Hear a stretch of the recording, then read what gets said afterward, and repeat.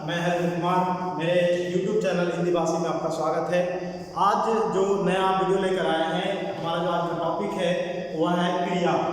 तो आज हम बात करने वाले हैं व्याकरण व्याख्यान माला के अंतर्गत क्रिया टॉपिक पर बात करेंगे। सबसे पहले क्रिया किसे कहते हैं? तो जैसा कि आपने सुना होगा कि जिस शब्द के द्वारा वाक्य में किसी काम के करने या होने का बोध हो उसे हम क्रिया कहते हैं। जब यही शब्द किसी वाक्य में प्रयोग हो जाते हैं या यूं कहें कि नियमों में बन जाते हैं तो वह पद कहलाते हैं। इस आधार पर हम कह सकते हैं कि जिस पद के द्वारा किसी कार्य के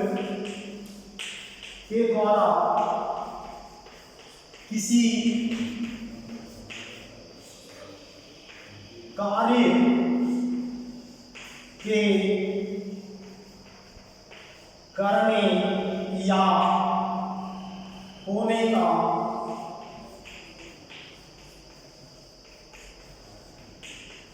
होने का बोध हो उसे क्रिया कहते हैं। यहां पे हमने पद शब्द का इस्तेमाल किया है। दरअसल शब्द को भी पद कहा जाता है। पद तब कोई शब्द जब पद तब कहलाता है जब वह व्याकरण के नियमों में बनता है या यूं कहें किसी वाक्य में प्रयुक्त होता है तो वह पद कहलाता है। अब यहाँ पर इस बात कर सकते हैं कि जिस पद के द्वारा अर्थात जिस शब्द के द्वारा किसी कार्य के करने या होने का बोध हो उसे हम क्रिया कहते हैं। जैसे रोना, खाना, उछलना, कूदना, टहलना, ये तमाम जो शब्द है जिससे ऐसा लगता है कि कोई काम संचालित हो रहा है, कोई काम हो रहा है, तो ऐसे में वह शब्द क्या कहलाएगा? क्रिया कहलाएगा। अब क्रिया के प्रकार की बात करें, क्रिया के प्रकार दो आधार पे बांटा गया है। पहला कर्म के आधार पर, कर्म के आधार पर, दूसरा है संरचना के आधार पर।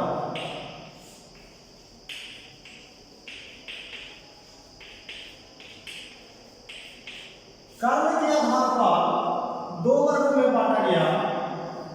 एक को कहा गया सकर्मक क्रिया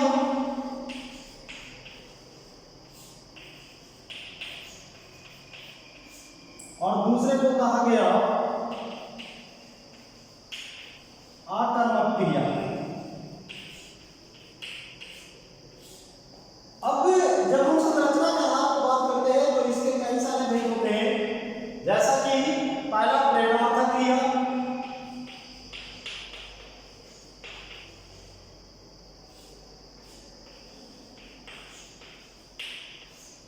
दूसरा संयुक्त क्रिया,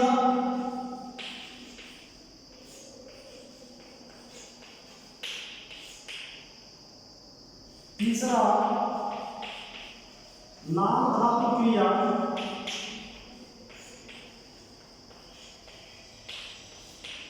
और चौथा पूर्वकालिक क्रिया।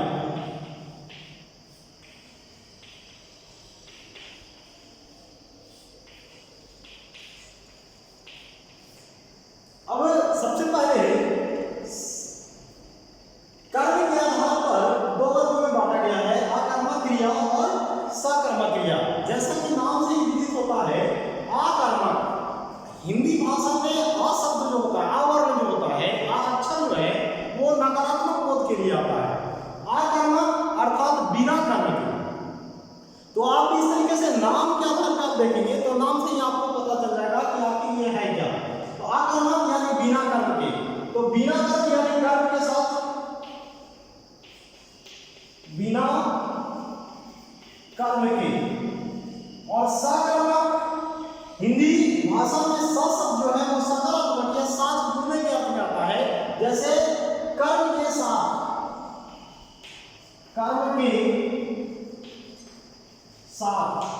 अब इस आधार पर हम क्रिया की परिभाषा निकालें, आकर्मक क्रिया और सकर्मक क्रिया की परिभाषा निकालें तो हम कह सकते हैं कि जिस वाक्य में कर्म हो, जिस वाक्य में कर्म हो वह क्रिया कहलाएगी सकर्मक क्रिया। स मतलब साथ। तो जिस वाक्य में कर्म है वह सकर्मक क्रिया कहलाएगी, और जिस वाक्य में कर्म का इस्तेमाल नहीं किया गया हो, कर्म का प्रयोग नहीं किया गया हो, ऐसे वाक्य की क्रिया को हम लोग अकर्मक क्रिया कहेंगे। इसको समझने के लिए बेहद आसान तरीका है कि हम पता कैसे करें किसी वाक्य में कर्म है अथवा नहीं है। तो इसका सीधा सा फॉर्मूला यह है कि आप किसी वाक्य के क्रिया के साथ क्या क्या अथवा किसे लगाकर ना, इसे क्या या किसे लगा करके हम पता कर सकते हैं कि किसी भी वाक्य में कर्म है अथवा नहीं है।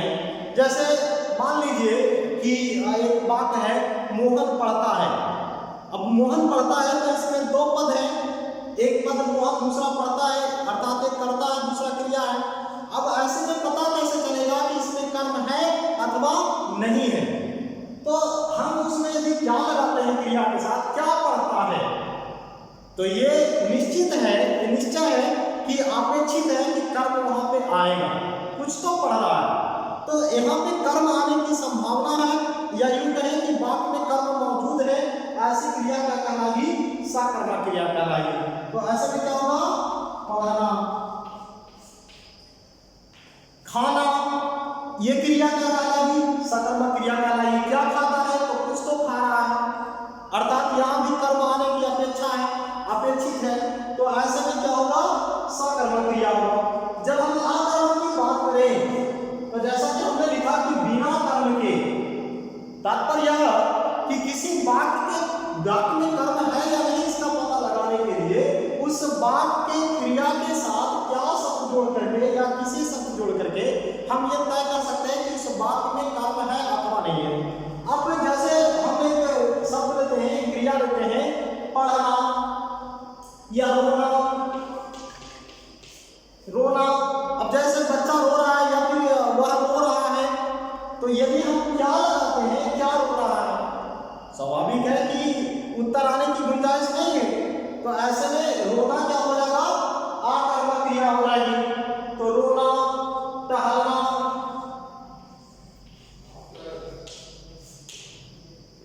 घूमना, हंसना,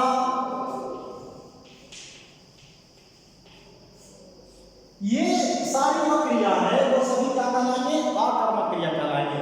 क्यों? क्योंकि ये सब क्रियाओं के साथ क्या अथवा किसे लगाने के बाद किसी कर्म के आने की संभावना नहीं है, या यूं कहें कि वाक्य में कर्म आने की अपेक्षा नहीं है। तो ऐसे में ये सभी क्रिया क्या कहलाएगी? अकर्मक क्रिया कहलाएगी। अब जब बात करें सकर्मक की, तो जैसा हमने कहा कि कर्म के साथ, अर्थात जिस वाक्य की क्रिया के साथ यदि हम क्या या किसे लगा करके प्रश्न करेंगे, यदि कर्म आ रहा है या कर्म आने की अपेक्षा है, तो ऐसे में वो सकर्मक क्रिया कहलाएगी। जैसे पढ़ना, लिखना। तो इस तरीके की जो क्रिया है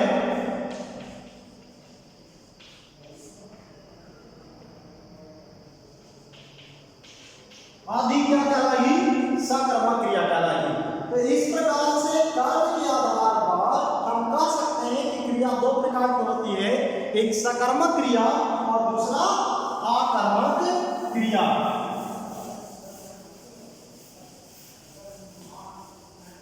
अब जब हम संरचना के आधार पर बात करें, तो संरचना के आधार पर क्रिया को चार वर्गों में बांटा गया है। पहला प्रेरणात्मक क्रिया, दूसरा संयुक्त क्रिया, तीसरा नाम धातु क्रिया और चौथा है पूर्वकालिक क्रिया। अब जब प्रेरणात्मक क्रिया, नाम से ही पता चलता है, यदि आप किसी भी शब्द, ये भाषा की विशेषता यूं समझ लीजिए कि किसी भी नाम में परिभाषा इसका छुपा हुआ है। अब जब प्रेरणात्मक क्रिया की बात करते हैं तो ये वैसी क्रिया है जो प्रेरित होकर घटित हुई, प्रेरित होकर हुआ हो, तो ऐसी क्रिया को प्रेरणात्मक क्रिया कहलाती है। प्रेरणात्मक क्रिया के भी दो पार्ट हैं, एक होता है एक प्रथम प्रेरणात्मक,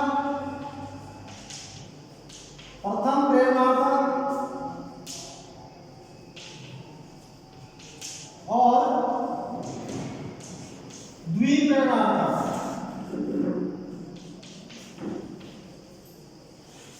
प्रथम प्रेरणार्थक क्रिया क्या है, द्विप्रेरणार्थक क्रिया क्या है, इसको समझने के लिए हम इस तरीके से समझ सकते हैं कि कोई भी क्रिया यदि किसी के द्वारा प्रेरित होकर के यदि वो क्रिया घटित हो रही है तो वह प्रेरणार्थक क्रिया कहलाएगी। अब उसी में जैसे मान लीजिए कि समान तरह से किसी भी क्रिया को करने का दायित्व होता है कर्ता को, जो करता है वो क्रिया को करेगा। अब ऐसे में हम यदि बात करें, जैसे मान लीजिए रोना, खाना, टहलना, तो टहलना, घूमना, ये सब क्रिया है, कर्ता का काम है। लेकिन यदि वो कर्ता स्वयं न कर करके किसी दूसरे के माध्यम से वह क्रिया को करवाता है या संचालित करवाता है तो वह क्रिया प्रेरणार्थक क्रिया होगी। जैसे मान लीजिए कि एक क्रिया शब्द है पीना, क्रिया शब्द है पीना। वैसे तो ये काम कर्ता का है, कर्ता स्वयं किएगा, लेकिन कर्ता स्वयं ना करके किसी और से करवाता है। जैसे माँ बच्चे को दूध पिलाती है, माँ बच्चे को दूध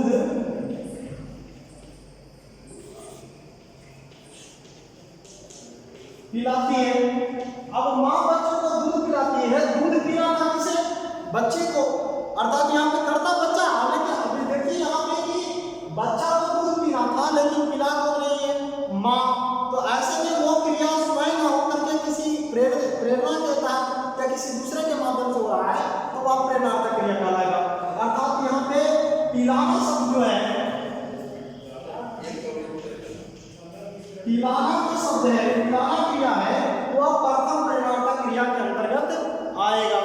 अब देखिए इसके एक स्टेप हम और आगे बढ़ते हैं कि द्विप्रेरणार्थक क्रिया, जैसे वही इसी को उदाहरण लेकर हम समझने का प्रयास करेंगे कि पीना क्रिया है। अब इसको वो माँ करवा रही है, माँ बच्चे को दूध पिला रही है। अब एक परिभाषा, एक बात और लेते हैं कि माँ बच्चे को नौकरानी से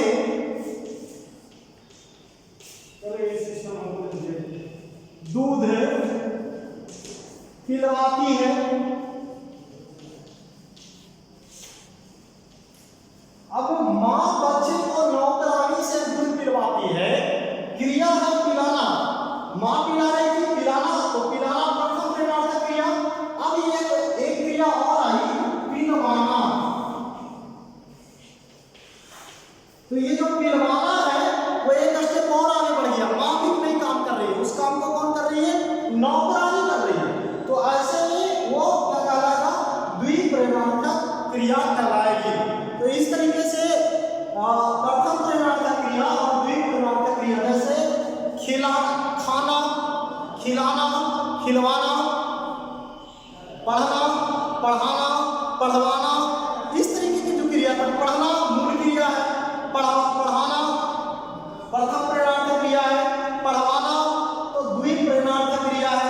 तो इस तरीके से आप देख रहे हैं कि तीन प्रकार की क्रियाएं स्पष्ट रूप से सामने आपके आते हैं, एक मूल क्रिया, दूसरा प्रथम प्रेरणार्थक क्रिया और तीसरा द्विप्रेरणार्थक क्रिया।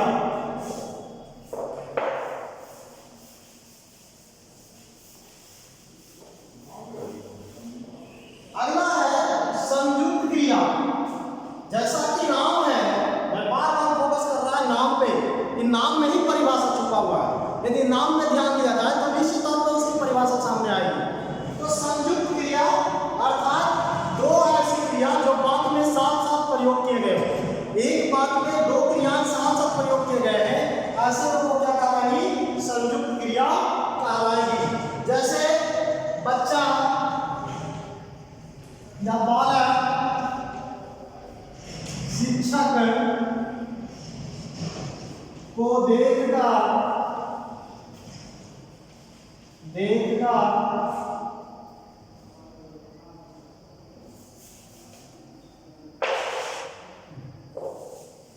या बालक पढ़ने लगा, बालक पुस्तक पढ़ने लगा। अब यहाँ देखिए दो क्रियाएं हैं जो साथ साथ हैं, एक पढ़ना और दूसरा लगा।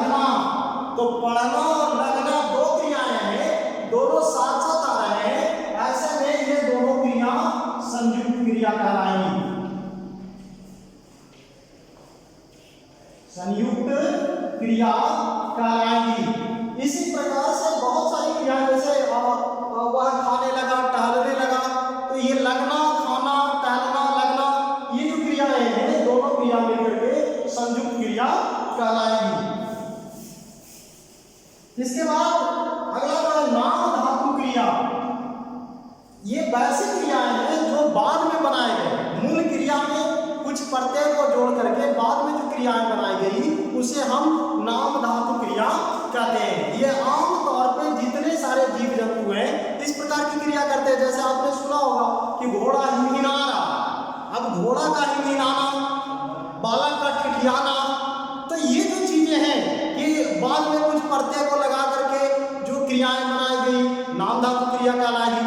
तो इस तरीके से जैसे मेमना का मेमियाना, तो ये जो क्रिया है वो नाम धातु क्रिया कहलाती है। मूल धातु है जैसे हिनहिनाना,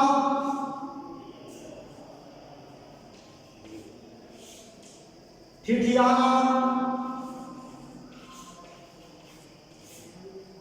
तो इस तरीके की जो क्रिया है वह क्या कहलाएगी, नाम धातु क्रिया कहलाएगी। अगला है पूर्वकालिक क्रिया। तब पूर्वकालिक ऐसा कि नाम पूर्व मतलब पहले, कालिक मतलब समय, काल, काल शब्द से कालिक बना, तो वैसी क्रिया जो पहले घटित हुई। तात्पर्य यह है कि एक ही वाक्य में जब दो क्रिया आए और दोनों क्रिया में जो क्रिया पहले घटित होगी, जो क्रिया पहले होगी वह क्रिया क्या कहलाएगी, पूर्वकालिक क्रिया कहलाएगी। जैसे कभी कभी ऐसा होता है कि एक कर्ता एक साथ दो क्रियाएं करते हैं। उदाहरण के माध्यम से समझने का प्रयास करें कि पिताजी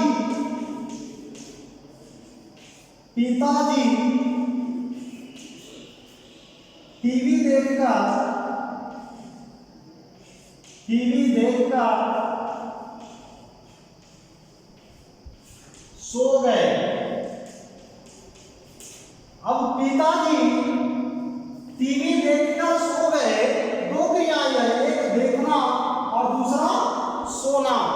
दो काम किया, अभी तुरंत किया, कुछ समय पहले क्रिया के करीब किया और उसको पूर्ण करने के बाद फिर दूसरा क्रिया किया।